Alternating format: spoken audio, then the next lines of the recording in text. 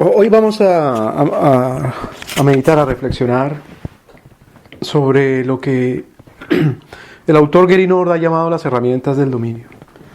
Las herramientas del dominio le ha llamado a él a las normas que hacen parte de una jurisprudencia o de un cuerpo de ley y que más específicamente hacen parte de aquella forma de la ley divina que se le ha denominado la casuística.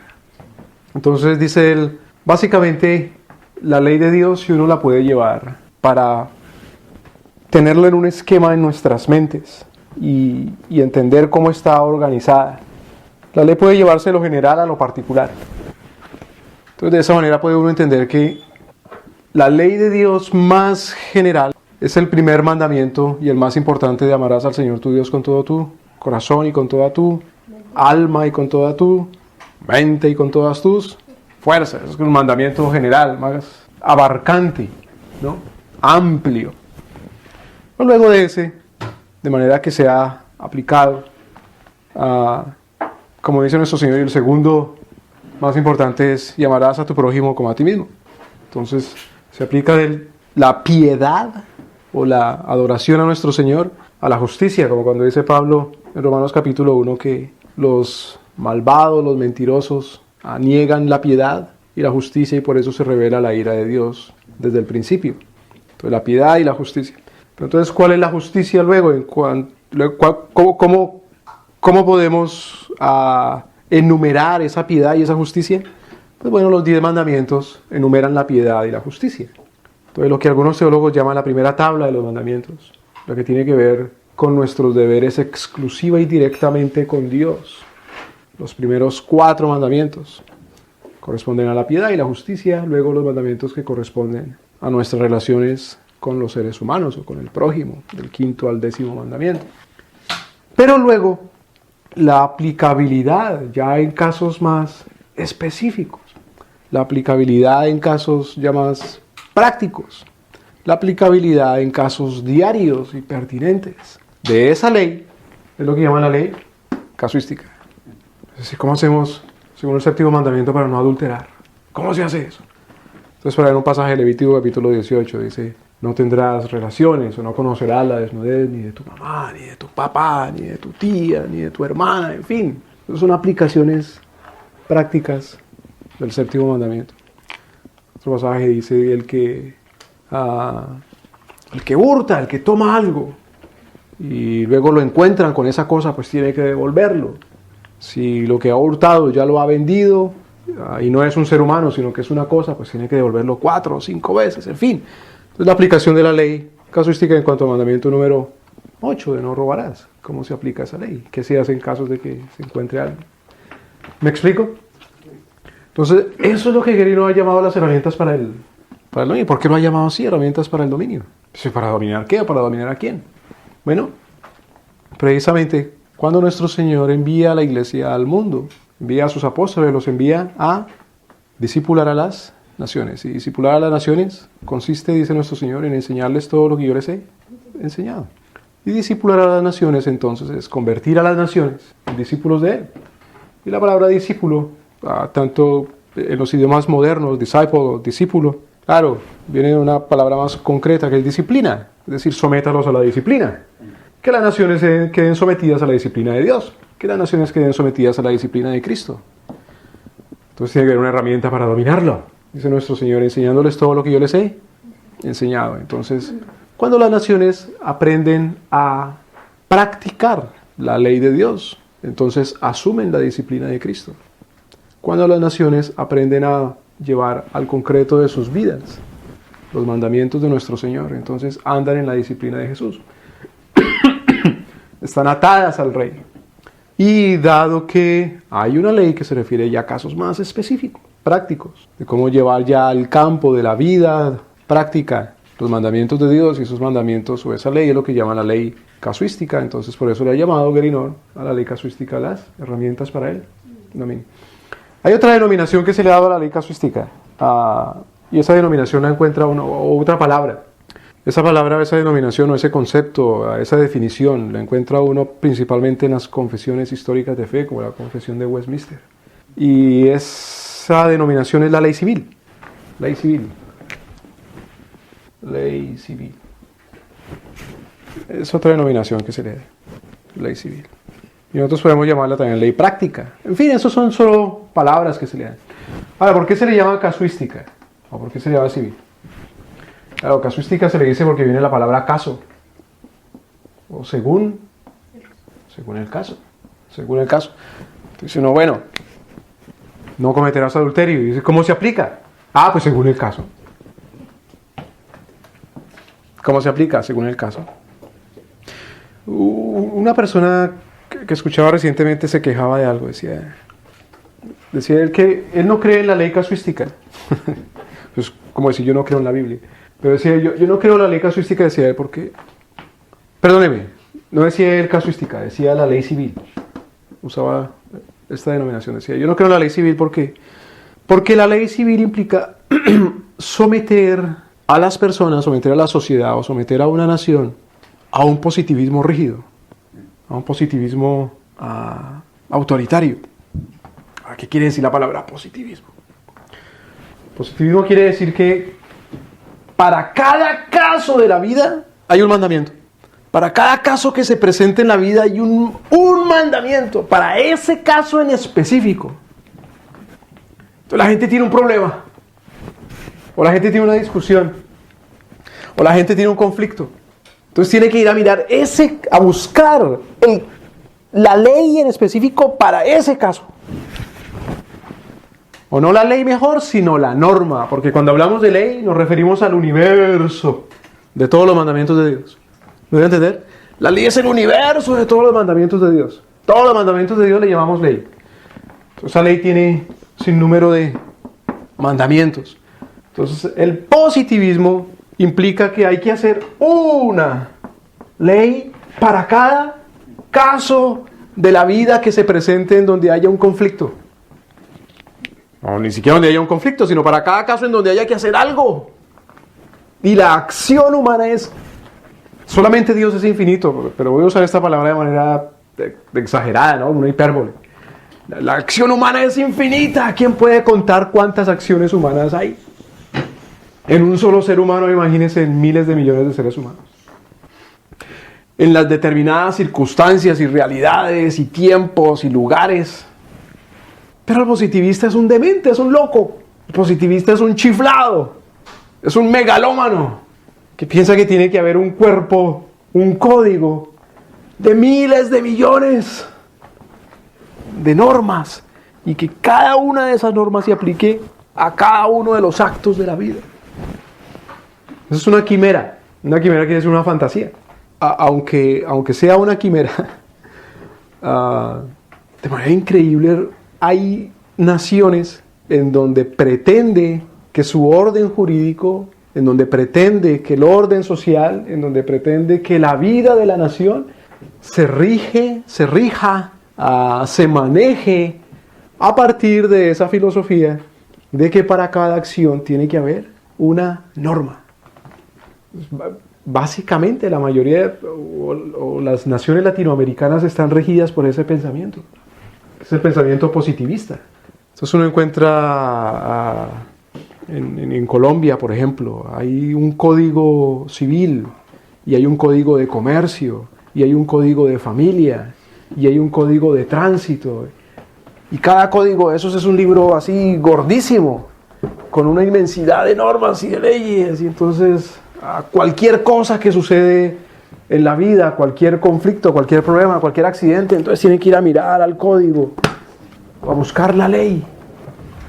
Bueno, eso es lo que le llama positivismo. Entonces una persona se quejaba recientemente de que la ley, él usaba ese término, la ley civil de Dios, era un positivismo rígido. Dice, pero ¿cómo imposible? Imposible porque la Biblia, bueno, la Biblia sí es un libro grande.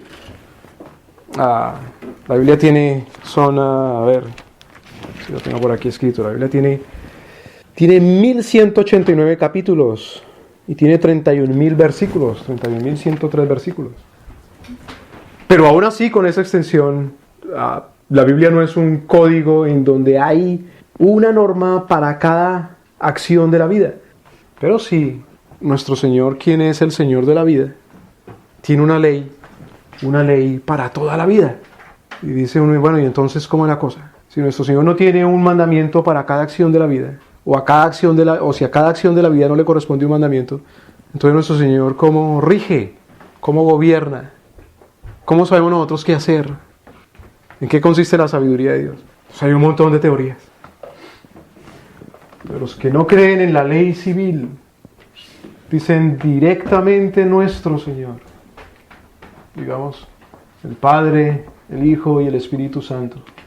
A cada ser humano en la tierra, directamente le dice qué es lo que tiene que hacer en cada cosa,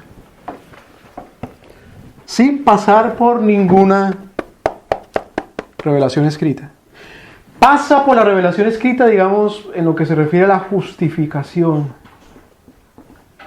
Cree en el Señor Jesucristo y serás salvo tú y tu casa. Entonces está escrito. Pero en lo que tiene el ser humano que hacer en su vida para ser santo, directamente el Señor le dice, sin pasar por ninguna revelación especial. ¿Me explico? Porque no hay en la Biblia un mandamiento para cada acción humana. Entonces, como Dios de todas maneras es el Rey, pues directamente le dice a su mente, a su cerebro, a su corazón, a su alma, a su espíritu, le revela directamente. Porque no hay ley civil. Ahora, ¿qué es la ley casuística entonces? Bueno, es otra forma de llamar la ley civil, pero ¿por qué se le llama casuística? Se le dice casuística porque hay una serie de mandamientos en la Escritura que son de aplicación universal. Entonces hay un mandamiento que se aplica a todo un universo de circunstancias. Hay otro mandamiento que se aplica a otro universo de circunstancias. Y es más, este mismo mandamiento puede aplicarse a este universo y a este otro universo.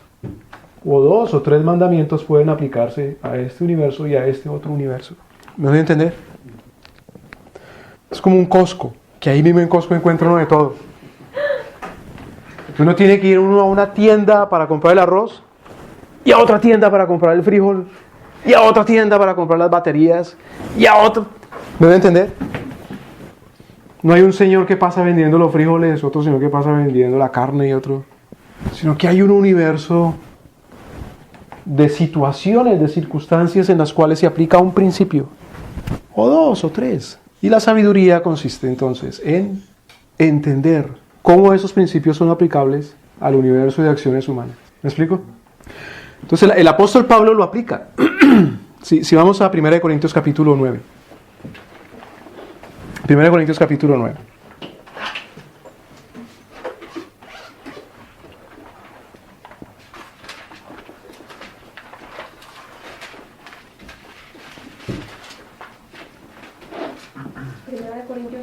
Primera de Corintios capítulo 9.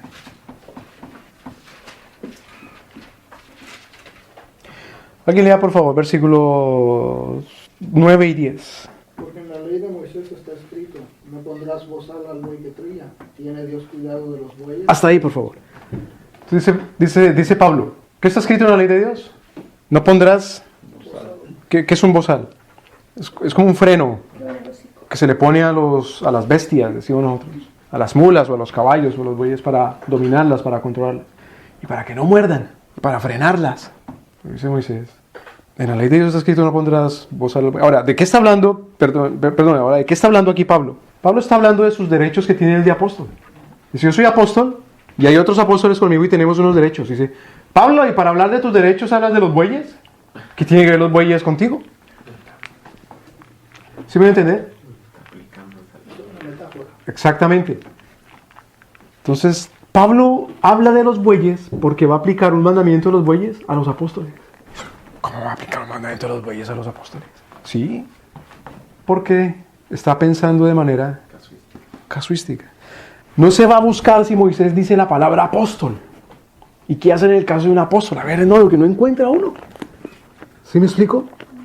Porque eso sería como pensar que exactamente para cada acción humana en su circunstancia específica, en su tiempo específico, y en su tiempo específico hay una sola norma para esa circunstancia. Esa es una manera de pensar, esa es una forma de pensar, y es una forma de pensar que está muy metida, buey quiere decir ox, y esa es una forma de pensar que está muy metida en la mente moderna, porque la mente moderna ha sido llevada hacia el positivismo. Ahora, siga leyendo, hermano, por favor. O lo dice enteramente por nosotros. Mire qué cosa tan impresionante que dice Pablo. Esa es una cosa impresionante hermenéuticamente hablando, en exégesis.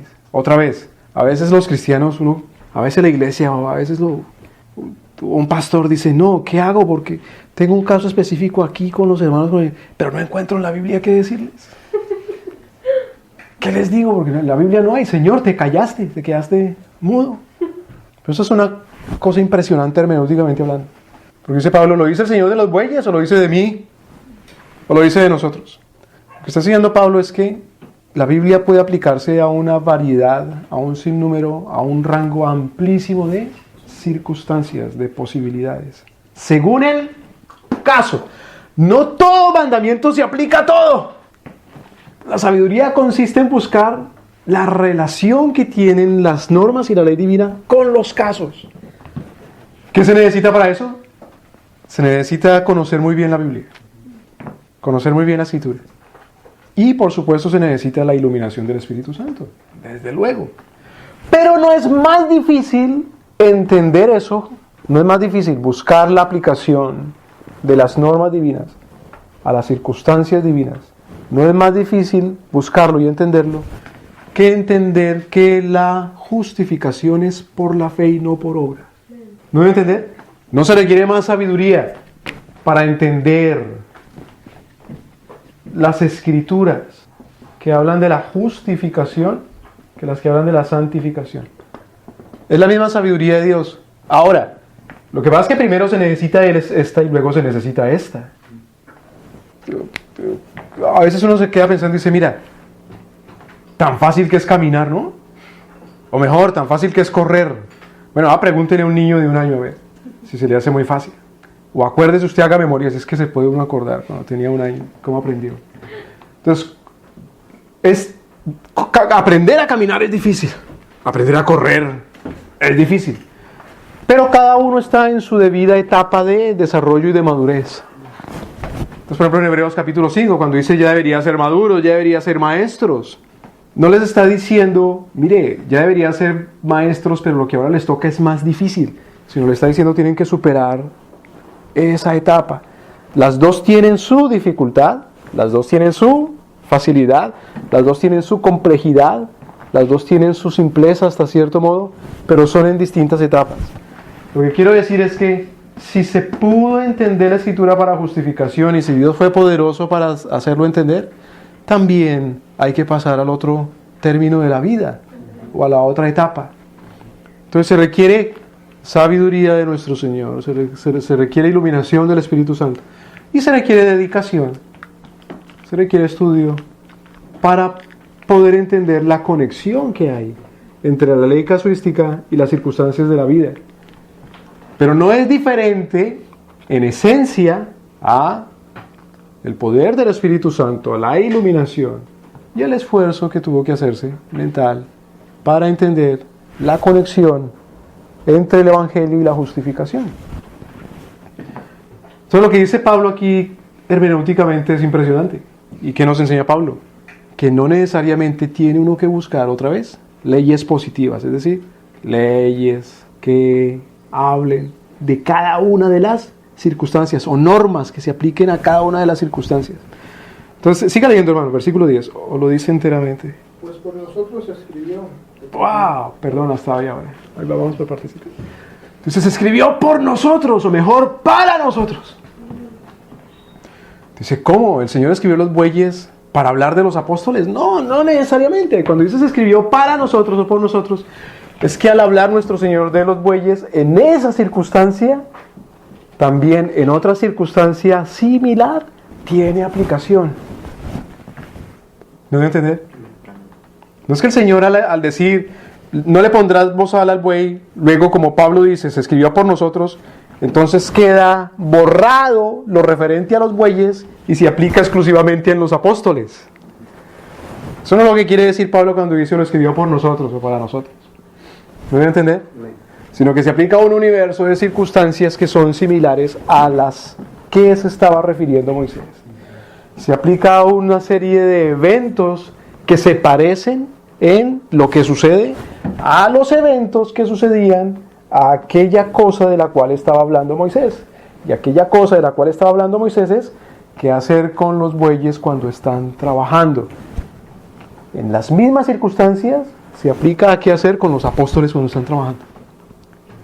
Ahora, ¿qué quiere decir aquí Pablo? Hermanos corintios, no me van a poner un bozal a mí. No, porque otra vez se está refiriendo a circunstancias parecidas, no exactamente iguales. Parecidas, es decir, no es literalista. Una cosa es ser literal y otra cosa es ser literalista. Literal se refiere a la literatura. Literalista se refiere a tener que llevar palabra por palabra, letra por letra, de manera rígida. Entonces no es de manera rígida, palabra por palabra, concepto por concepto. Porque si no, Pablo estaría hablando de que nuestro Señor no está hablando de que no le pongan bozal a los bueyes, sino que no le pongan bozal a los apóstoles. Sino que es de manera, no es literalista, sino que es de manera literal. Es decir, nuestro Señor está hablando de que así como hacen en estas circunstancias con los bueyes, háganlo también en las mismas circunstancias con los apóstoles.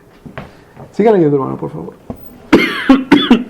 Porque con esperanza debe arar el que ara, y el que trilla con esperanza de recibir. Bueno, entonces, ¿cuáles son las circunstancias de las que estaba hablando Moisés y que ahora las aplica Pablo a sus propias circunstancias y que le enseña a la iglesia que entonces así deben aplicarlo también?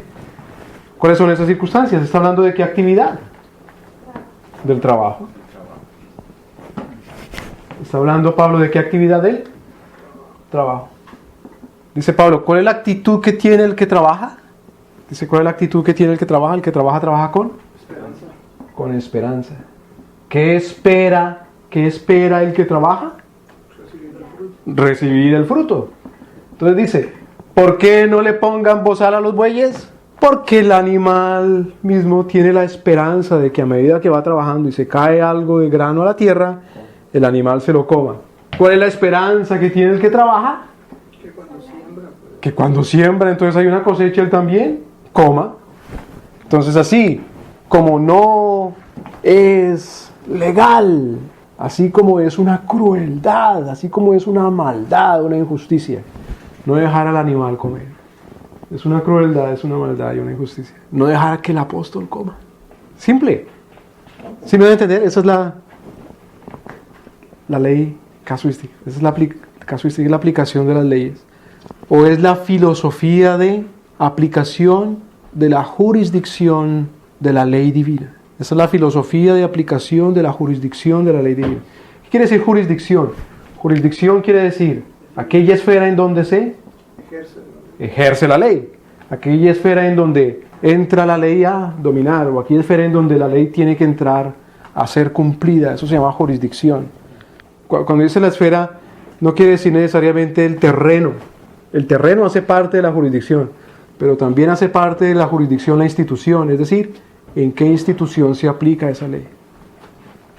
De la jurisdicción también hace parte el tiempo, en qué tiempo se aplica esa ley. Entonces, esfera se refiere al tiempo, lugar y la circunstancia en la cual se aplica una ley. Esa es la jurisdicción. Ahora, esa filosofía de aplicación de la ley desembocó en una tradición que en Occidente se llama la ley común. La ley común. La aplicación de la ley casuística desembocó también en una tradición que en Occidente se llama el derecho canónico. Derecho canónico. La ley común, el derecho canónico. ¿Qué es la aplica cuando se habla de derecho canónico? Derecho se refiere a un cuerpo de ley. Es decir, derecho se refiere a un grupo de leyes, ¿no? A una ley con sus normas. Cuando dice canónico, ¿recuerdan qué quiere decir canon? La Biblia es el canon, la vara de medir. Es decir, es la ley con la cual se mide todo lo demás. La ley con la cual se mide. Pues buenísimo el ejemplo. Imagínense que uno va al médico, al doctor. Entonces le tienen que tomar la medida. ¿Cuánto mide y cuánto pesa? Imagínense que para cada paciente haya una pesa distinta y una regla distinta. Eso sería el positivismo. Pero está la misma pesa para todos los pacientes. Está la misma vara de medir para todos los pacientes. Entonces, el derecho canónico se refiere a que hay un cuerpo de ley, derecho, que es mandatorio para todos. Y ese cuerpo de ley, ese derecho canónico, es el formulado por la Iglesia según las Escrituras. Según las Escrituras, la Iglesia formula o dice, este es lo que se debe hacer en cada circunstancia, en cada caso. Eso es según lo que está haciendo aquí el apóstol Pablo. Y la ley común, igual, solamente que la ley común no sale de la Iglesia, sino que la ley común sale de la comunidad y luego es sentenciada por las cortes. La ley común, ¿por qué se llama común? Porque sale de la comunidad. Es decir, en una comunidad, entre un grupo de personas, se suele practicar un procedimiento en ciertos casos. ¿Qué es lo que tiene la comunidad por costumbre hacer en determinado caso, en determinada circunstancia? No, cuando sucede tal cosa, la comunidad hace esto. Bueno. Entonces ahora, cuando traen un caso ante un juez o ante una corte, el juez sentencia y dice, según la costumbre en la comunidad, esto es lo que se debe hacer. ¿Me debe entender?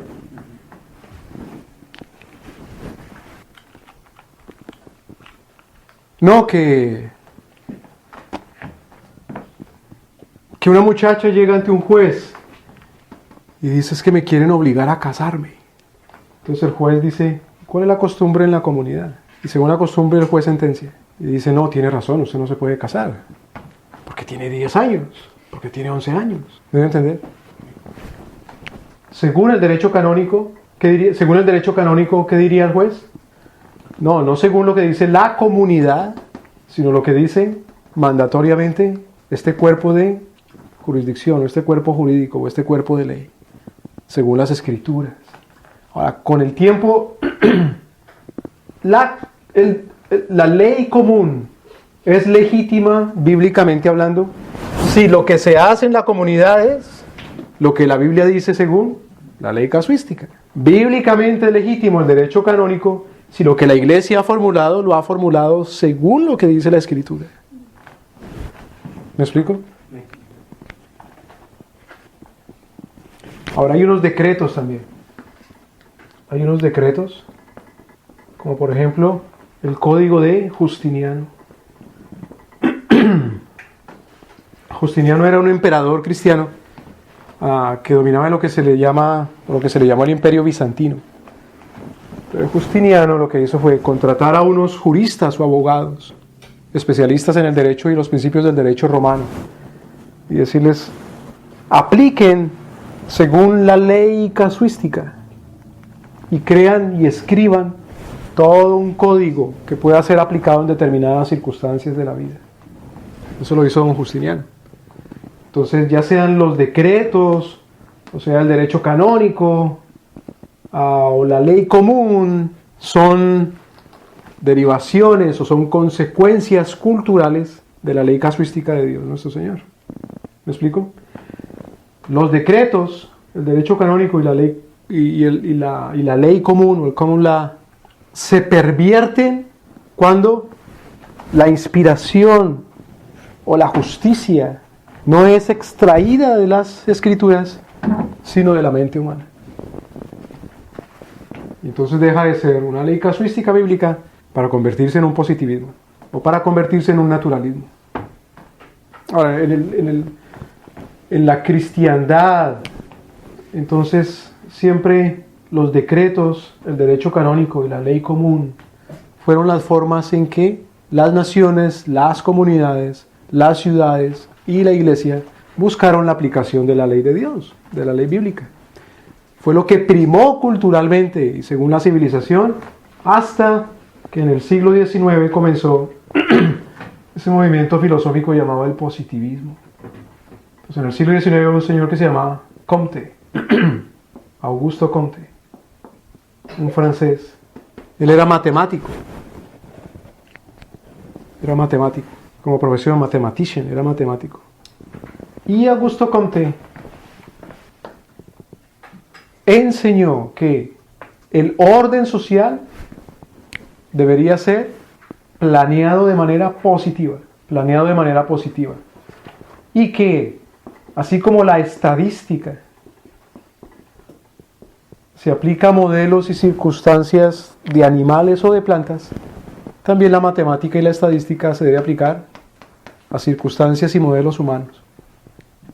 Y que así como la estadística se debe aplicar a un número de conejos o de ratones, en donde se mide qué es lo que deben hacer ellos y cuáles son sus deberes y cuál es su derecho, porque esta es la cantidad de zanahorias disponibles para ellos y esta es la cantidad de gatos que se los pueden comer. Entonces no pueden comer tanta zanahoria porque se acaban las zanahorias y entonces después, como se acaban las zanahorias, se acaban los conejos y se acaban los gatos que se los puedan comer. Entonces hay que crear leyes, no a partir de las Sagradas Escrituras, en donde dice que es la justicia y que se debe aplicar en cada caso, sino que la gente ahora debe sentarse a pensar cuáles son las leyes que deben aplicarse en determinadas circunstancias, ya sea por el lado del naturalismo o por el lado del positivismo, que es la misma cosa. Es decir, ya sea por lo que observa la naturaleza con los conejos, debe aplicarse al hombre, o porque un ser humano diga, pues vamos a aplicar cada ley para cada circunstancia, y ese entonces es el nuevo código, la nueva constitución que debe regir. ¿Me explico? Entonces se llama el positivismo. Y eso dio lugar, por ejemplo, a que las naciones jóvenes en Latinoamérica, como el México de don Porfirio Díaz, a finales del siglo XIX, Porfirio Díaz, o el recientemente independizado Brasil, recientemente independizado del Imperio Portugués, adoptaran sus sistemas jurídicos, sus sistemas legales, según ese orden positivista. Y, por ejemplo, la bandera del Brasil tiene en su escudo un lema, ¿recuerdas, Milton, cuál es? Orden y progreso. Orden y progreso. Orden y progreso. Claro, eso es un lema muy positivista. ¿Cuál es el orden? El orden tiene que ser un orden matemático. Y eso es lo que conduce al progreso. Si no hay ese orden, pero cuando dice orden se refiere a ese orden matemático, si no hay eso, entonces se conduce al caos. Por lo tanto, comenzando desde la ley más básica de esa nación, desde la Constitución, hasta la ley más periférica, ¿qué hacer cuando se compra una vaca? Todo, absolutamente todo, tiene que estar calculado por una mente o por un grupo de seres humanos lo suficientemente capaces e inteligentes, como el matemático Augusto Comte, para decir, esto es lo que usted debe hacer. ¿Me van a entender? Y básicamente esa es la filosofía que rige la jurisprudencia latinoamericana. Descansemos 5 minutos y seguimos. Estábamos diciendo que este señor Comte, Augusto Comte, trabajaba en sociedad con otro francés que se llamaba Saint-Simon. Y básicamente ellos mentalmente son hijos, filosóficamente, de Malthussen. Malthussen era un señor inglés que decía precisamente eso, que las circunstancias que se aplican a las realidades de animales y de plantas son circunstancias que se aplican también a la realidad humana. Y tomaba él ese ejemplo, que si en un terreno específico no había suficiente alimento para unos animales o para unos conejos, entonces debía controlarse la población de esos conejos o de esos animales, y eso mismo debería ser aplicado a los seres humanos. Mire qué cosa tan interesante, porque por la misma época de Malthussen vivió a finales del siglo XVIII, 1700, finales de los 1700. A finales de los 1700, a finales del siglo XVIII, en las colonias americanas, se decía que en unos 200 años la población de Estados Unidos iba a crecer a unos 300 millones de habitantes. Eso más o menos se pensaba, lo cual es lo que sucede a finales del siglo XX. Pero se pensaba en las colonias americanas desde el punto de vista cristiano que si nuestro Señor había dicho llenarás la tierra, no había con eso ningún problema. Perdón, mientras que Malthus decía que en Europa precisamente y en Inglaterra la explosión de la población iba a causar unas hambres crueles y por lo tanto, por misericordia, había que dejar de tener hijos. Era un acto de misericordia, era un acto de buenas intenciones, pero otra vez, la misericordia y la justicia no están divorciadas con las leyes de nuestro Señor.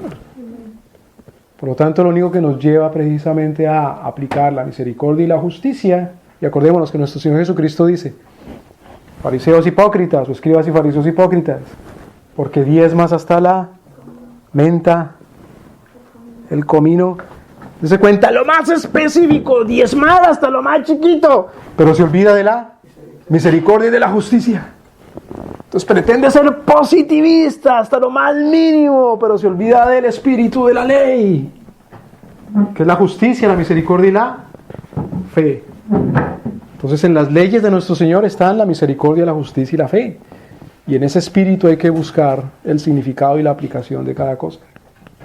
El pensamiento de los Rockefeller, ¿verdad? Tienen ese pensamiento de... El pensamiento Rockefeller, claro, exactamente. Exactamente, de la Fundación Rockefeller. Porque la Fundación Rockefeller ha financiado, ha dado dinero para los programas de control de la población. A Parenthood y todas esas cosas, no solamente en los Estados Unidos, sino en América Latina. Haciendo esterilizaciones a las mujeres de manera involuntaria, sin decirles a ellas mismas. Incluso a los hombres. Y a los hombres también, exactamente. Y utilizando ciertos químicos en el agua, por ejemplo, en los alimentos, para controlar la edad y la muerte. Algo diabólico, algo diabólico. Uno ve esa misma mentalidad en Egipto. Cuando el faraón, tan sabio él, ¿no? Dice, hay muchos israelitas, nos va a ir mal, mejor controlemos la población, entonces matemos a la población masculina. Es el control poblacional. Perdón. Ahora, lea, hermano, por favor, 1 Corintios capítulo 9, versículo 11. Si nosotros sembramos, o alguien lea, alguien que lo tenga. 1 Corintios capítulo 9, versículo 11. Si nosotros sembramos entre vosotros lo espiritual, es gran cosa si haremos de vosotros lo material. Ahora viene otra aplicación. ¿Qué es lo que, de qué circunstancia está hablando Pablo? Del trabajo. ¿Cuál es la actitud del que trabaja? Esperanza. ¿Qué es lo que espera? El fruto, disfrutar. Ahora, mire que Pablo lo aplica también en cuanto al trabajo. Y dice, no es solamente que está hablando del trabajo agrícola. No es solamente que está hablando del trabajo manual.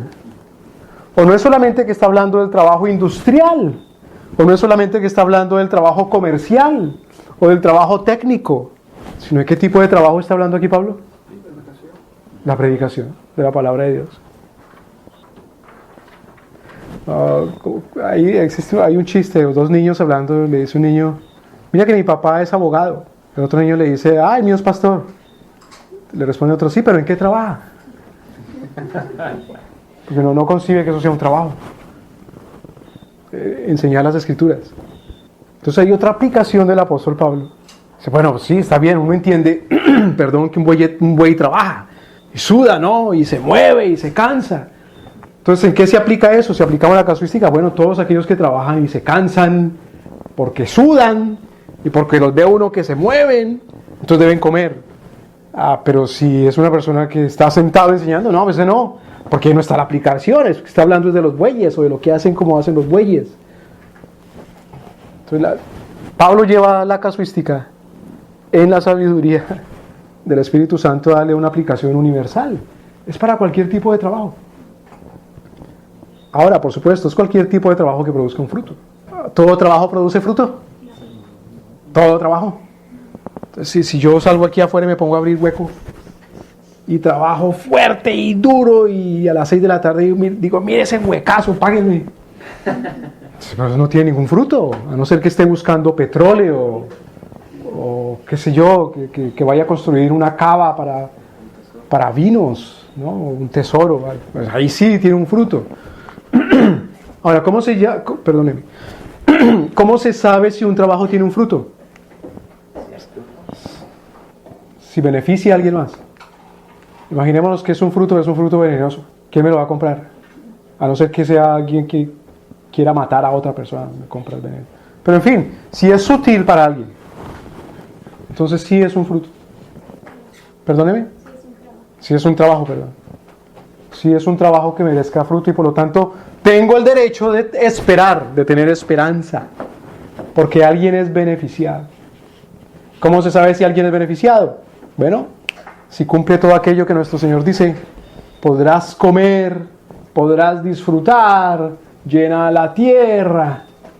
Si el Señor viste, si alegra el corazón, si se aprende la sabiduría, en fin, si se lleva a cabo todos aquellos objetivos que nuestro Señor, si se llevan a cabo todos aquellos propósitos que nuestro Señor le da a la vida, a las personas y a las cosas, entonces cumple su propósito de llevar fruto. Y por lo tanto tiene que recogerse, por lo tanto se puede esperar. Ahora, sigue leyendo, hermano, el versículo 11, o quién estaba leyendo, por favor. Si nosotros sembramos entre vosotros lo espiritual, ¿es gran cosa si cegaran los de vosotros lo material? Fíjese esto, fíjese qué cosa tan interesante. Y es otra revolución mental. Dice Pablo que él siembra lo que, dice Pablo, yo siembro lo espiritual. Siembro lo espiritual. ¿Tengo derecho entonces a recibirlo? Material. Cualquier otra persona diría, si Pablo siembra lo espiritual, a lo único que tiene derecho a gozar es de lo espiritual. Pero dice, no, tengo derecho a gozar de lo material, aunque lo que siembra sea espiritual. ¿Por qué razón? Porque Dios es el mismo, tanto de lo espiritual como de lo material. Por lo tanto, el ser humano que es creado con una esencia y con otra material, el ser humano es el mismo ser humano.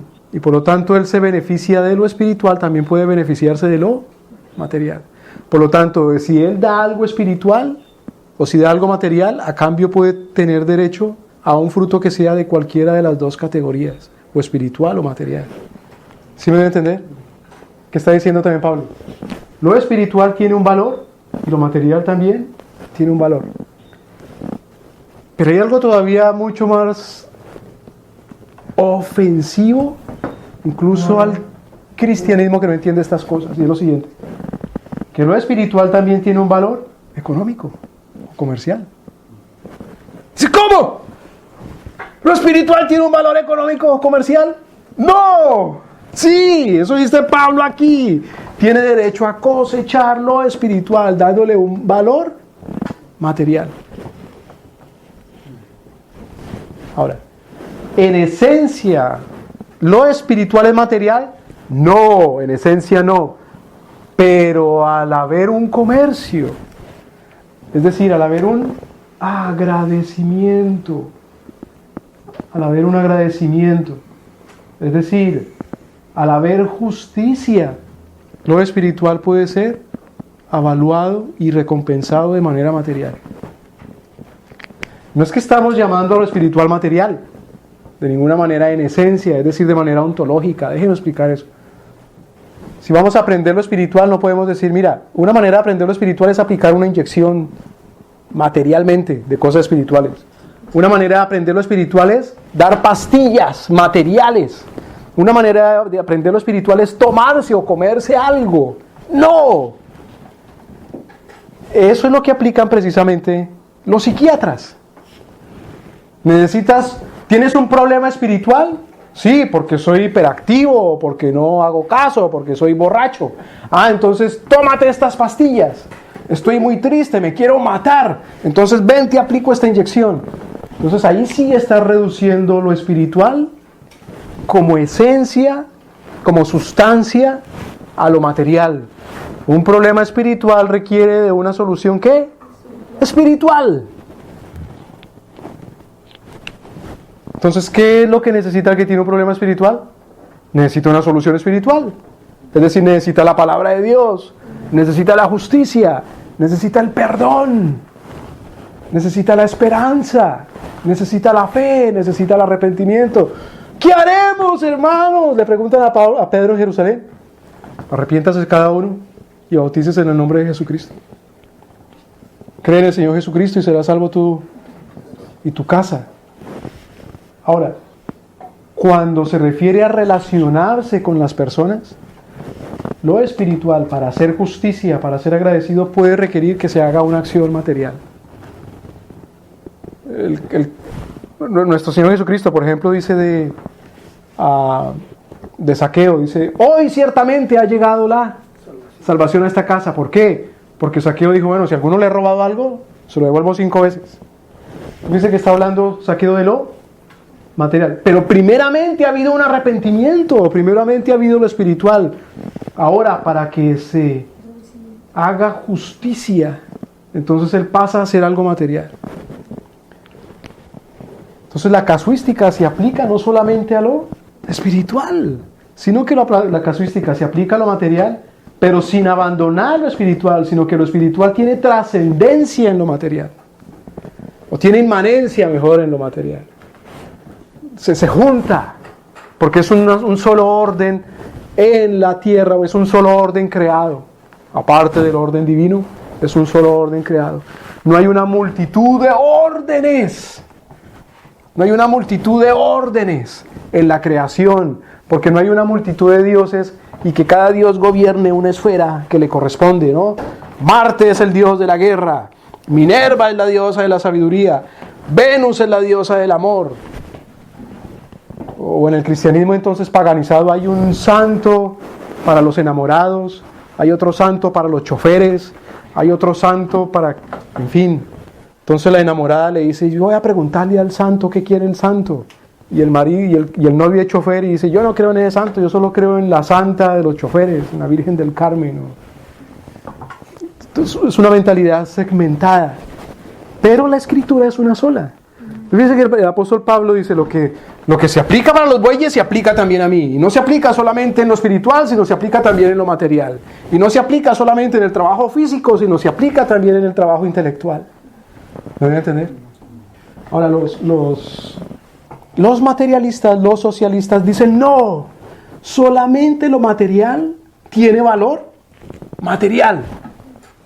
Solamente lo material tiene valor material. Entonces Carlos Marx, por ejemplo, decía que lo material, y Carlos Marx le llamaba la estructura, todo lo material. Marx decía, todo lo material es lo que le da existencia, realidad y significado a las cosas espirituales.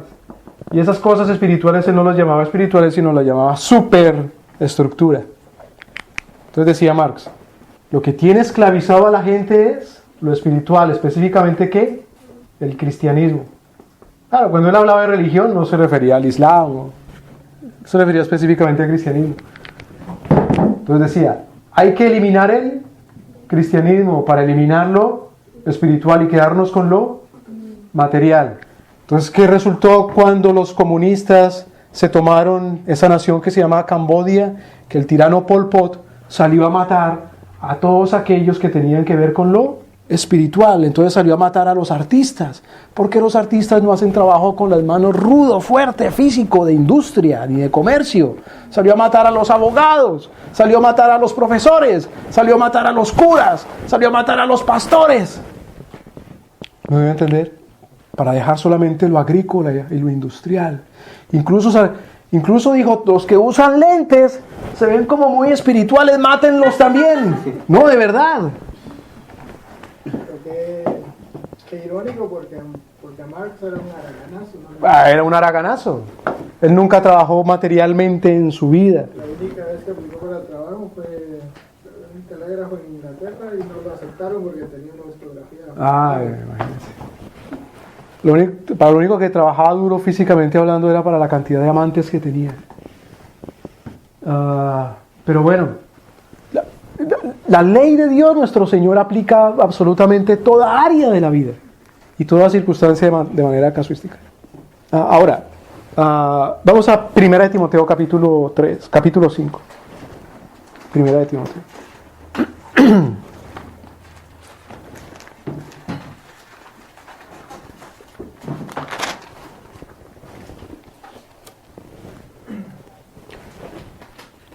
Versículos 17 y 18.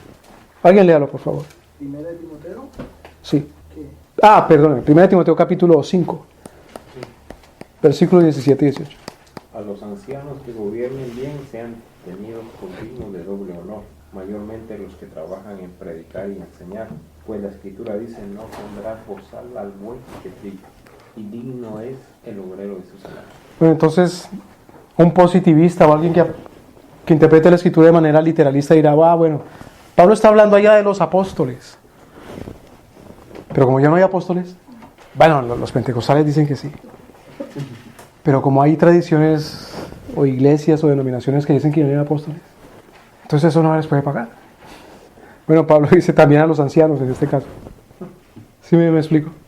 Bueno, entonces,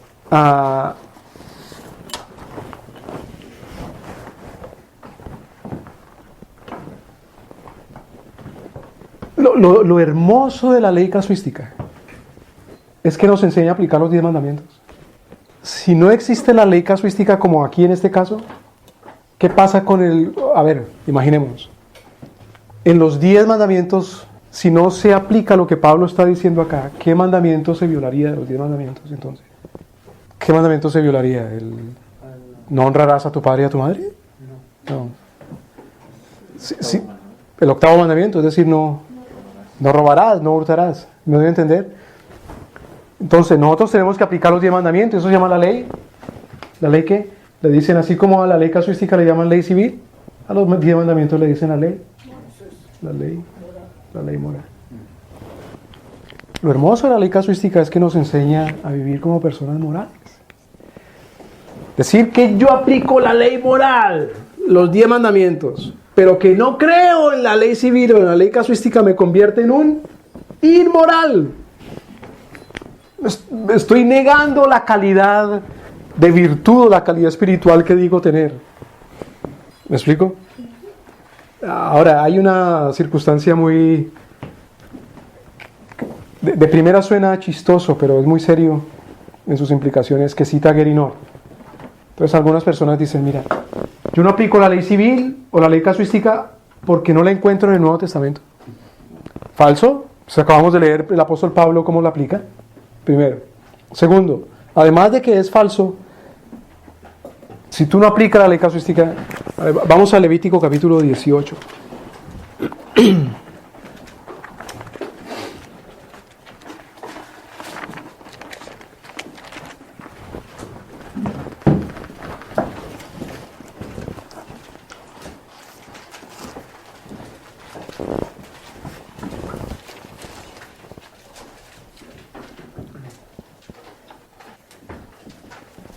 Alguien lea por favor el versículo 5 y 6.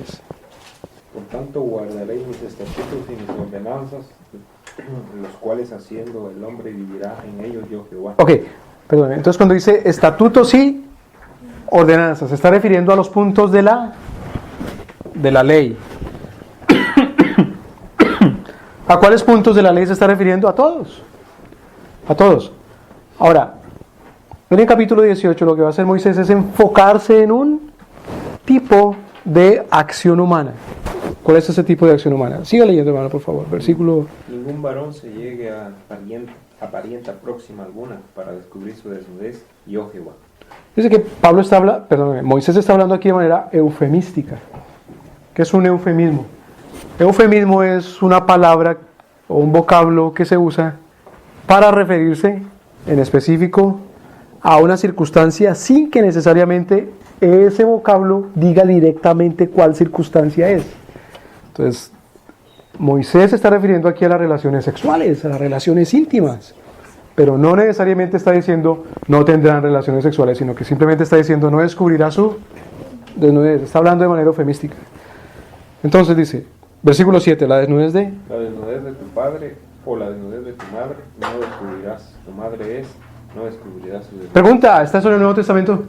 No, que no necesariamente tiene que repetirse. Bueno, entonces como no está en el Nuevo Testamento, no tendrás relaciones sexuales con tu mamá ni con tu papá. Como no está en el Nuevo Testamento, los cristianos tenemos patente de corso. ¿Qué? Patente de corso en el siglo XVII y en el siglo XVIII, por ejemplo, Su Majestad la Reina Isabel le decía a un bandido, a un pirata, mira, yo soy la reina Isabel, entonces yo te doy a ti este papel. En este papel dice que tú puedes robarte todo el oro y la plata de los barcos españoles, entrar a las ciudades y saquearlas. Entonces él venía por la ciudad de Cartagena, por la ciudad de Lima, la ciudad de Portobelo, saqueando y robando y violando, porque tenía el permiso de su majestad, la reina protestante, la reina Isabel de Inglaterra, la reina Isabel I. Entonces, como no está en el Nuevo Testamento, nosotros tenemos patente de corso del Espíritu Santo para descubrir la desnudez del papá y de la mamá también. Es una locura. A propósito, en San Anselmo hay una calle que se llama Francis Drake. Imagínense, en honor al criminal más bandido que vino saqueando las ciudades del Imperio Español. Pero como era inglés, entonces es bueno, ¿no? Entonces vamos a, en honor de ese bandido, llamar a una calle Francis Drake, porque en aquella época la costa de California pertenecía al Imperio Español y por ahí pasó cometiendo diablura.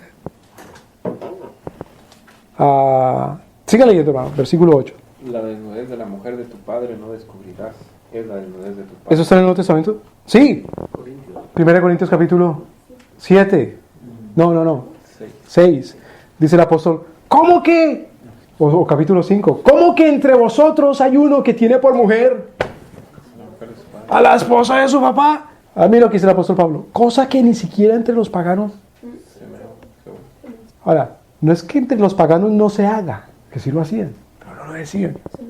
Se menciona, porque era muy vergonzoso. Entonces, el que es considerado el fundador del Imperio Romano, bueno, no es el fundador del Imperio Romano, realmente es Julio César, o de ese concepto de Imperio Romano como imperio, pero que es considerado, algunos lo consideran el fundador del Imperio Romano, es César Augusto. Por eso en el Caesar's Palace, en Las Vegas, o en Lake Tahoe, o en Reno, está la estatua de César Augusto, que es el Caesar's Palace.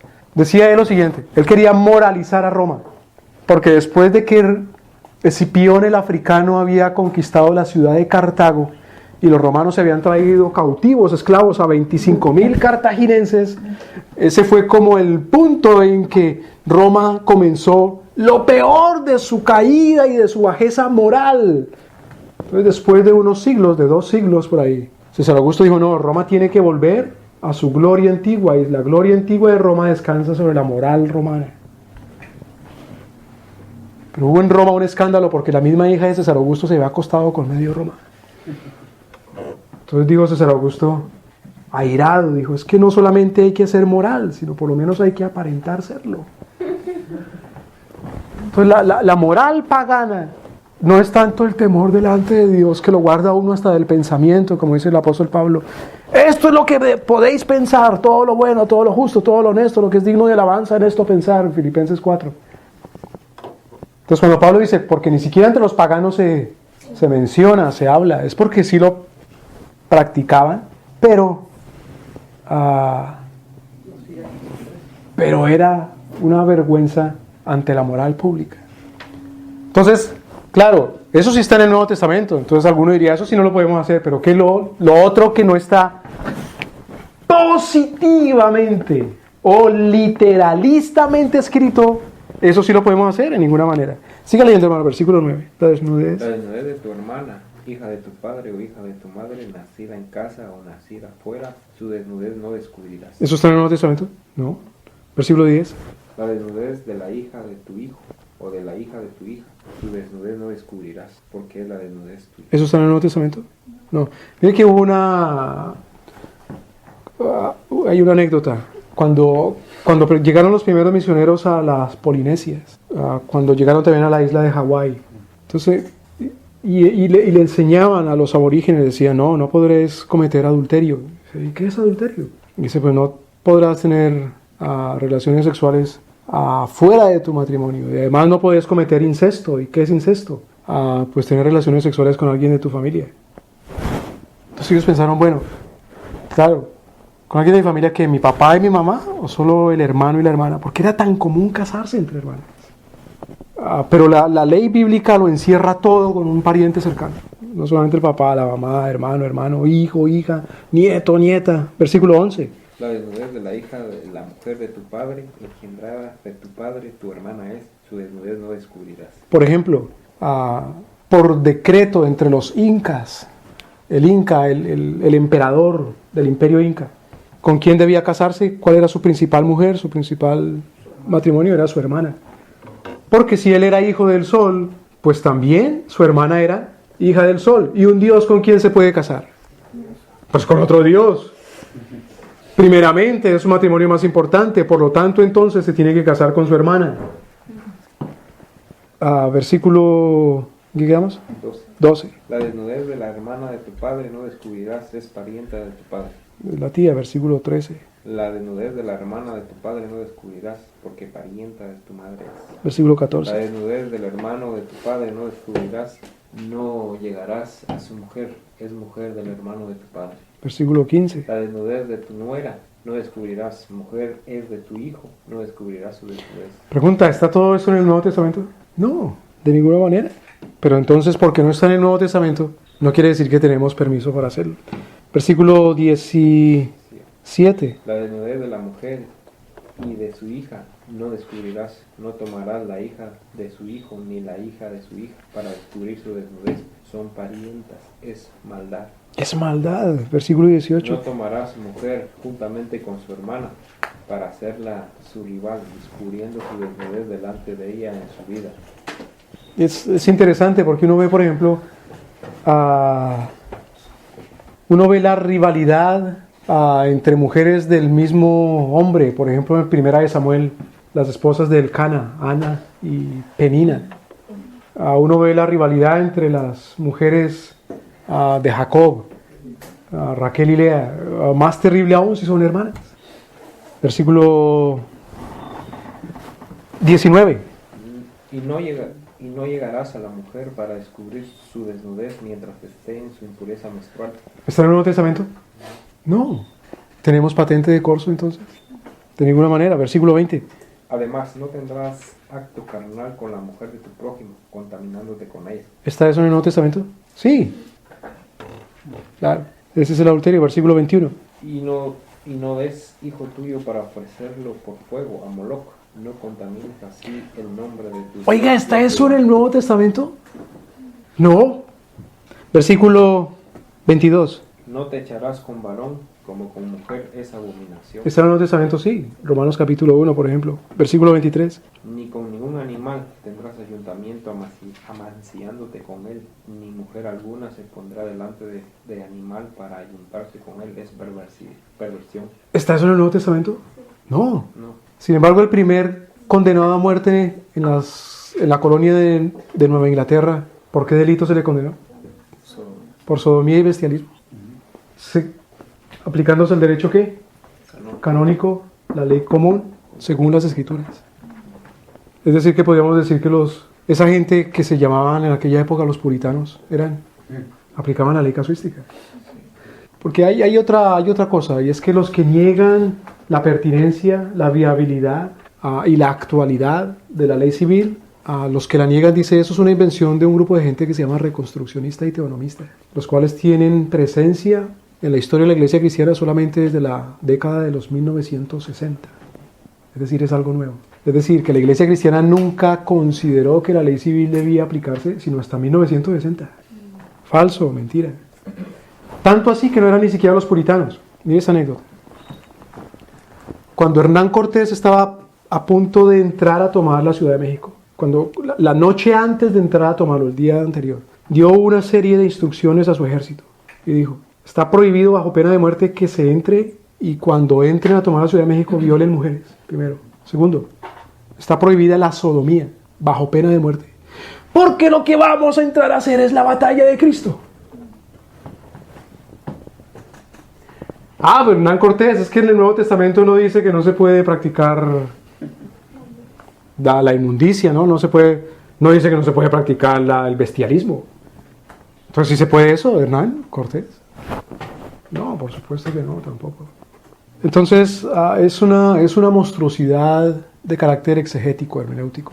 Decir que si el Nuevo Testamento calla acerca de algo que haya estado escrito, expreso en la Biblia, el silencio del Nuevo Testamento es nulidad de eso que ha estado escrito anteriormente. Perdón, hermano, pero eso viene por no tomar la escritura como un todo. Claro, Porque se divide, incluso cuando se imprime Claro. el Nuevo Testamento, el Antiguo Testamento. claro, pues está- claro. Y esa es la antigua doctrina del marcionismo, Dispensacional. que da por lugar luego al dispensacionalismo, o en algunos casos de amilenialismo. Entonces, es la antigua doctrina del marcionismo, que decía que el Dios del Antiguo Testamento es uno y que el Dios del Nuevo Testamento es otro. Porque es que el de Antiguo Testamento se ve muy bravo, muy enojado. En cambio el Dios del Nuevo Testamento se ve muy buenazo, muy misericordioso y muy bueno. Entonces tienen que ser muy distintos, no puede ser el mismo. Pero esa es la misma mentalidad del dispensacionalismo, claro. Es la mentalidad del que niega la ley civil también. Es como eso que creen de la teología del nuevo pacto. O la teología del nuevo pacto también. Ajá. La teología del nuevo pacto. Que aunque confiese que la salvación sí era por la gracia en el Antiguo Testamento, luego dice, para santificación, una era la ley del Antiguo Testamento, y para santificación otra es la ley del Nuevo Testamento. Falso, mentira. Mentira. Entonces, dice Guérinor, los teonomistas afirman que los cristianos no pueden legítimamente proclamar la validez y continuidad de la ley moral, o de los 10 mandamientos, y negar la ley civil, porque eso los convierte en inmorales. El que diga, yo solamente cumplo los 10 mandamientos, se le dice, entonces usted puede acostarse con un animal, porque solamente sigue los 10 mandamientos, y los 10 mandamientos no dispensa, no da, no provee ningún mandamiento acerca de con quién puedo yo tener relaciones, o con quién sí. Por lo tanto, si vamos a Hebreos capítulo 13.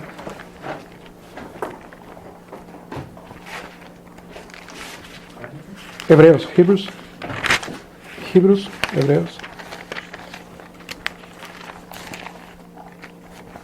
Capítulo 13.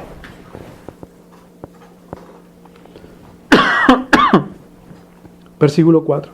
Alguien léalo, por favor. Honrosos sean todos el matrimonio y el hecho sin mancilla, pero a los fornicarios y a los adúlteros los juzgará Dios. Ok. Claro, ¿a quiénes juzgará nuestro Señor? ¿A los? ¿Cómo sé quién es fornicario? ¿Cómo sé quién es adúltero?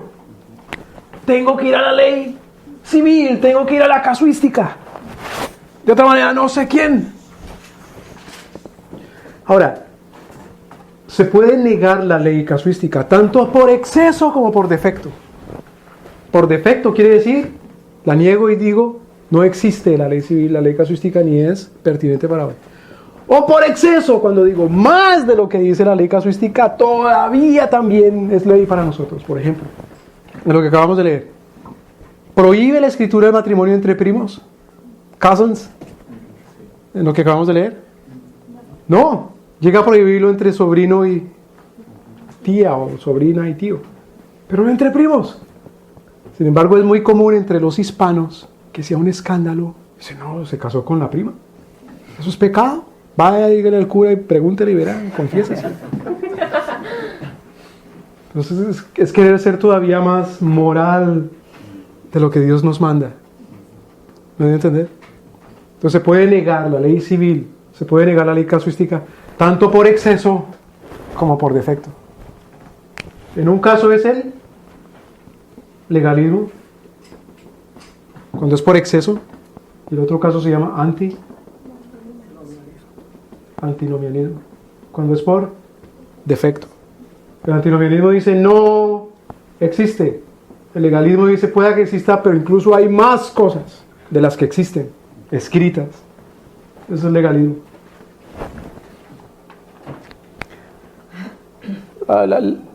Las dos cosas atentan contra la misma ley de Dios nuestro Señor, que dice no agregarás ni quitarás de las palabras de esta ley. Deuteronomio capítulo 4 y Apocalipsis capítulo 22. Sin embargo, al contrario de decir que si el Nuevo Testamento no lo dice, entonces no existe, es al contrario. Si el Antiguo Testamento expresamente dice que no existe, entonces sí, ya no existe. Si expresamente el Nuevo Testamento dice no existe o no es, o se cambia, o se reforma, o se replantea, entonces hay que replantear el antiguo. ¿Me debe entender? Entonces vamos a un caso, el libro de Hebreos. Hebreos.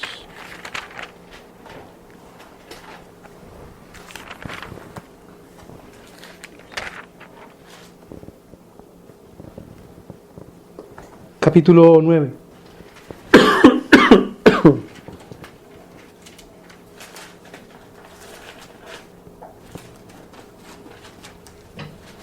Versículo 23.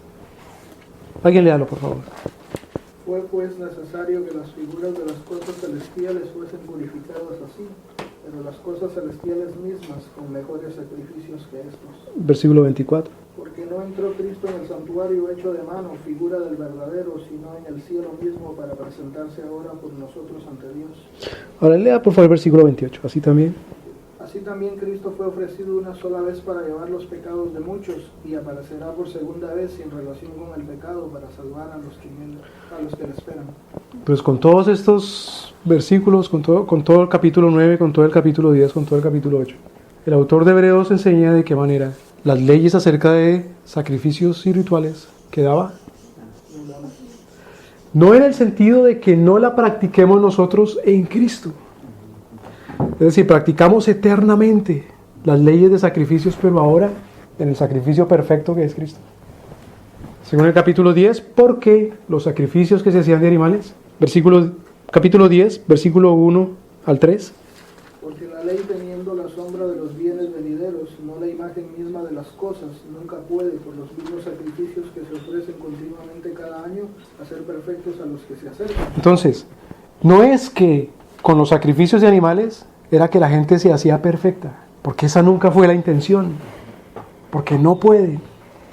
Versículo 2, entonces ¿para qué se hacían? De otra manera cesarían de ofrecerse, pues los que tributan este culto limpios una vez no tendrían ya más conciencia de pecado. Entonces solamente se ofrecería el Yom Kippur o la Pascua, aquel primer año de la salida del pueblo de Israel de Egipto, porque era suficiente un solo sacrificio. Versículo 3. Pero en estos sacrificios cada año se hace memoria de los Entonces, ¿cuál era el propósito de los sacrificios? recordarle a Israel que era pecador. Ahora, pregunta, ¿necesitamos nosotros que se nos recuerde que somos pecadores? ¿Quién nos da esa convicción? El Espíritu Santo. El Señor Jesucristo dice, yo enviaré al Espíritu Santo y los dará ¿qué? Convicción de pecado, justicia y juicio. Entonces, todavía necesitamos todos los días que se nos recuerde que somos pecadores. Eso lo hace el Espíritu Santo, y más aún viendo el sacrificio de Cristo en la cruz. ¿Qué más recuerdo de que murió por nuestros pecados? Dice Pablo, 1 Corintios capítulo 15, porque este es el Evangelio, que Cristo murió por nuestros. Entonces, en la mente si tenemos el Evangelio, tenemos que somos pecadores por el sacrificio de Cristo, el cual el Espíritu Santo nos lo enseña a nosotros. Pues no es que haya quedado anulado el propósito de la ley ritual. Lo que quedó anulado fue la práctica del ritual, para que quede lo eterno. ¿Me voy a entender? Entonces, en el caso específico en que la Biblia diga en el Nuevo Testamento, esto sí queda replanteado, pues eso sí queda replanteado. Pero no porque la Biblia calle sobre algo, está dando patente de corso o permiso para hacer lo que había prohibido, o lo que había sido prohibido que se haga. ¿Me voy a entender? Entonces, dice Quirino, la muerte y la resurrección de Cristo, en vez de anular la ley, la amplió para las naciones, la abrió para las naciones. Esto no lo hizo el ministerio de Moisés, sino el ministerio de Jesucristo. Entonces,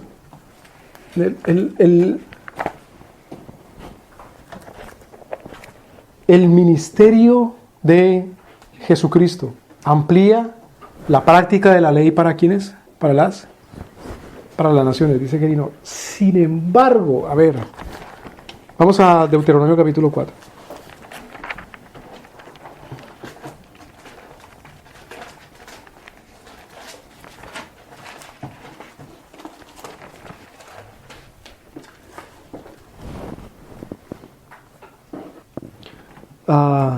Versículo 1 y 2. Alguien léalo, por favor. Ahora pues, oh Israel, oye los estatutos y decretos que yo os enseño, para que los ejecutéis y viváis y entréis y poseáis la tierra que Jehová que Jehová, el Dios de vuestros padres, os da. No añadiréis a la palabra que yo os mando, ni disminuiréis de ella, para que guardéis los mandamientos de Jehová vuestro Dios, que yo os ordeno. Ok, entonces hasta aquí uno diría, ¿a quién fueron dados estos estatutos?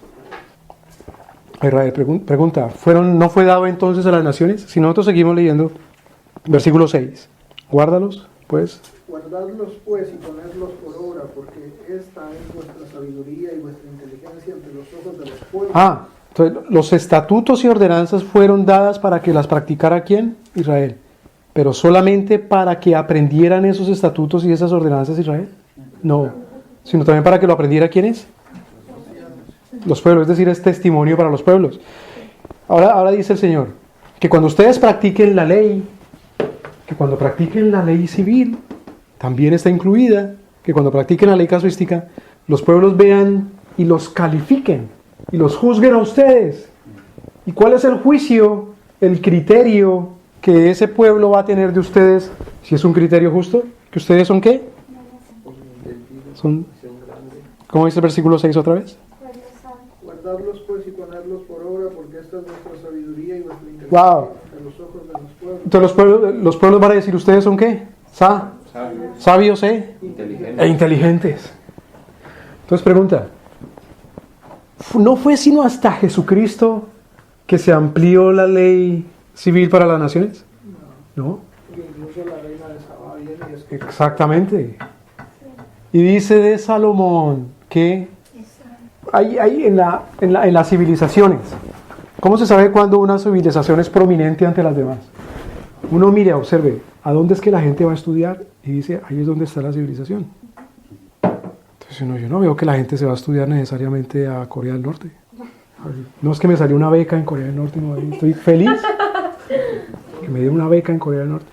Entonces, a donde la gente va a estudiar es la civilización dominante, porque es dominante no solamente económicamente, como decía Karl Marx, sino que es dominante también espiritualmente, es dominante intelectualmente, es dominante culturalmente. Entonces, en los tiempos de Salomón, ¿cuál era el epicentro cultural del mundo?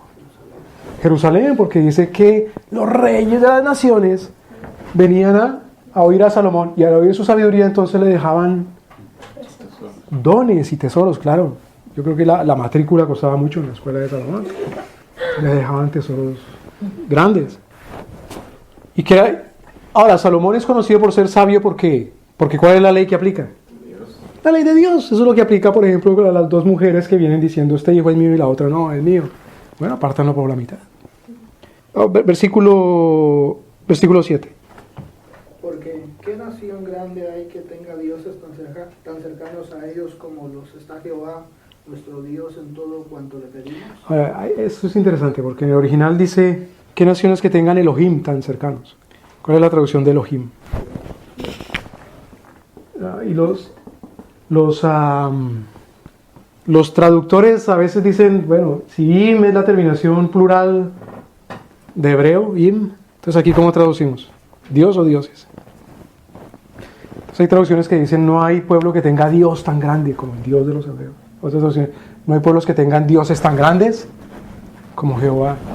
En fin, fíjese que es un testimonio de evangelización. Porque los pueblos dicen, no son estos dioses falsos paganos, o este Dios falso pagano, sino es a este el Dios verdadero. ¿Por qué? Por la ley. Y por la manera como cumplen la ley. Es algo similar a lo que ocurre en Tesalónica, creo que es cuando Pablo les dice que su fama ha llegado. Claro. Porque se oye entre ustedes de qué manera se han vuelto de los ídolos para servir al Dios vivo y verdadero y esperar de los cielos a su Hijo. Claro. Ese es el testimonio. Y el Señor Jesucristo dice, id y discipulad a las naciones. Entonces, bueno, Gary nos dice, la muerte y resurrección de Cristo, en vez de anular la ley, la amplía para las naciones. Pero ya había quedado expuesta para las naciones.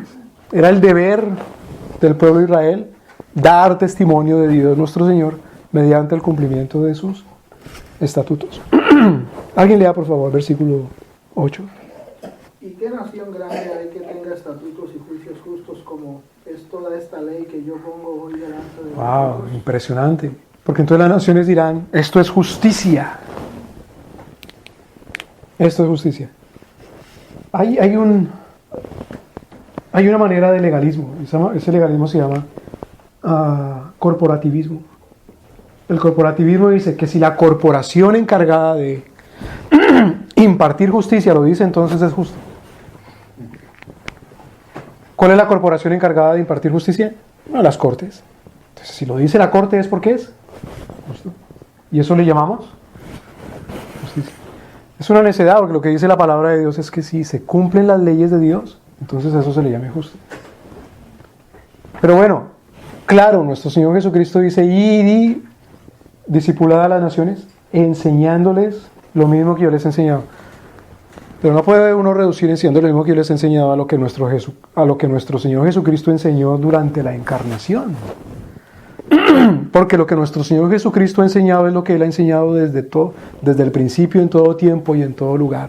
Desde el principio, en todo tiempo y en todo lugar.